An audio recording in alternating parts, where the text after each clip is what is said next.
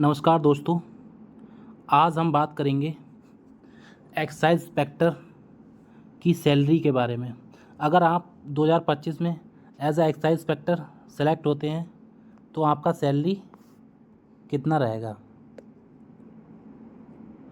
Basically अगर हम बात करें एक्साइज इंस्पेक्टर, जो कि एक लेवल 7 का जॉब है, एंड इसका जो बेसिक पे स्टार्ट होता है वो है 44,900 से लेके 1,42,400 तक, अकॉर्डिंग टू 7th CPC।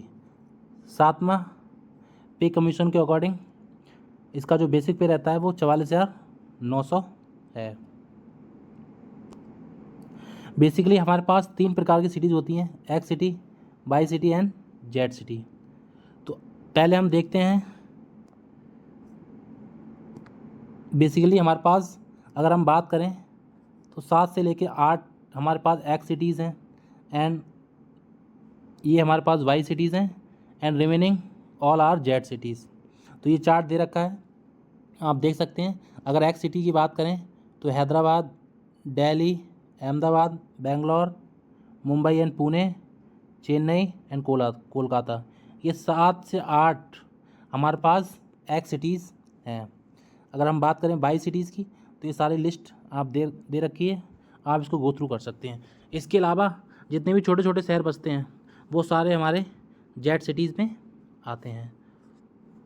तो अगर आपकी पोस्टिंग इन सिटीज़ में होती है तो आपका सैलरी कुछ वेरी करेगा। तो वही हम जानते हैं। सबसे पहले अगर हम बात करें, अगर आपकी पोस्टिंग एक्स सिटी में होती है तो इसका सैलरी कितना रहेगा।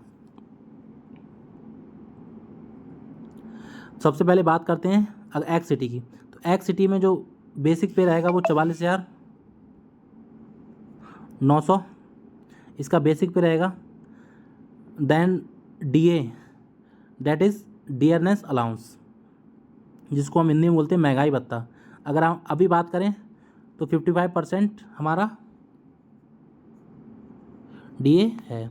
सरकार इसको साल में 2 बार रिवाइज करती है। तो अगर हम 44,900 का 55% निकालेंगे तो वो आएगा 24,695।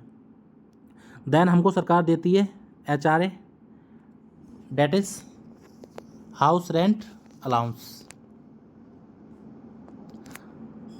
अब बेसिकली HRA हमारा डिपेंड करता है कि आपका जॉब किस सिटी में है। अगर हम बात करें एक्स सिटी, तो एक्स सिटी में सरकार जो हमें HRA देती है वो देती है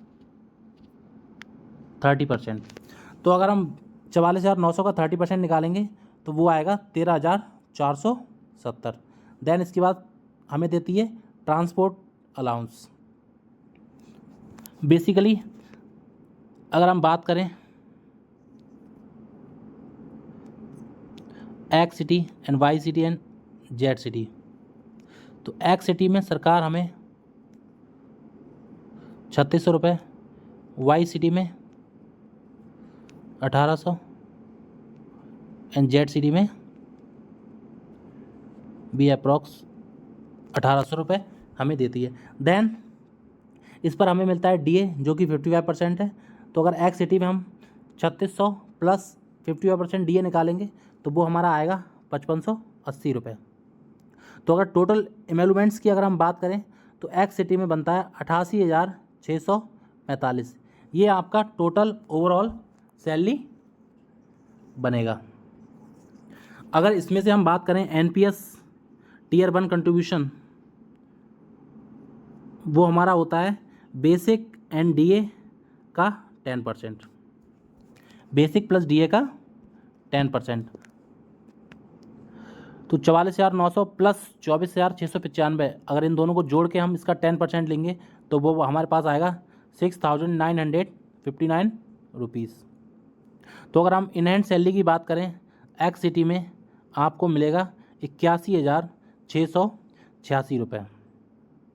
जी हाँ दोस्तों, एक्स सिटी में एज अ एक्साइज इंस्पेक्टर अगर आप ज्वाइन करते हैं तो आपका सैलरी इन हैंड सैलरी रहेगा 81,686 रुपये।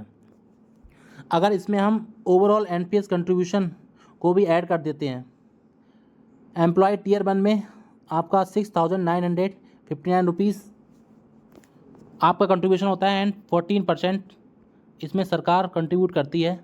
तो इसका 14% सरकार कंट्रीब्यूट करेगी। तो हमारा एनपीएस में जो कंट्रीब्यूशन होता है वो होता है 14,892 रुपये। अगर इसको भी हम इसमें मर्ज कर लेते हैं तो आप मान सकते हैं मोटा मोटा आपका एक महीने का सैलरी, अगर आप दिल्ली, मुंबई, चेन्नई जैसे शहर में ज्वाइन करते हैं तो आपका सैलरी 96,578 रुपीज़ रहेगा। ये आपका सैलरी बनेगा एक्स सिटी में, लेकिन ये इन हैंड सैलरी नहीं है। अगर इन हैंड सैलरी की हम बात करें तो इन हैंड सैलरी लगभग आपका 81,000 रुपये आपका सैलरी बनने वाला है।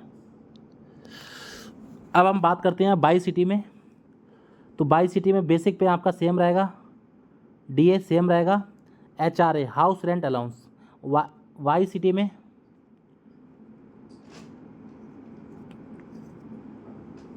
जो सरकार हमें एचआरए देती है वो मिलता है 20%। तो अगर हम बेसिक पे का 20% कैलकुलेट करेंगे तो वो आएगा 8,980 रुपीज़। देन ट्रांसपोर्ट अलाउंस अगर बाई सिटी में बात करें तो 1,800 रुपये मिलता है। देन डीए ऑन टीए 55%, तो उसको कैलकुलेट करेंगे तो आएगा 2,790 रुपीज़।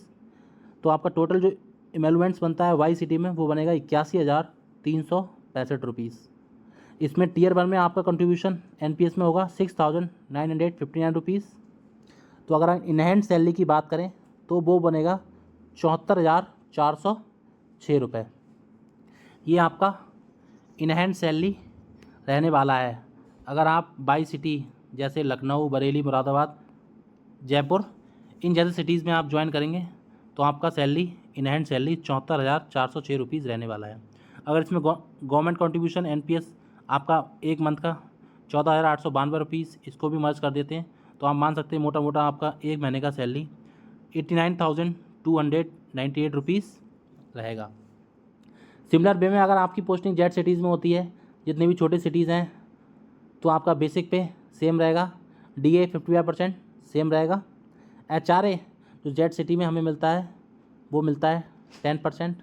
तो अगर बेसिक का 10% निकालेंगे तो वो आएगा 4,490 रुपये। TPT allowance Y city and Z city में सेम रहता है। तो अगर टोटल इमोलेंट्स की हम बात करें तो वो बनेगा 76,875 रुपीज़। अगर इसमें गवर्नमेंट कंट्रीब्यूशन की हम बात करें तो आप बात कर सकते हैं 6,959 रुपीज़ गवर्नमेंट कंट्रीब्यूशन होगा।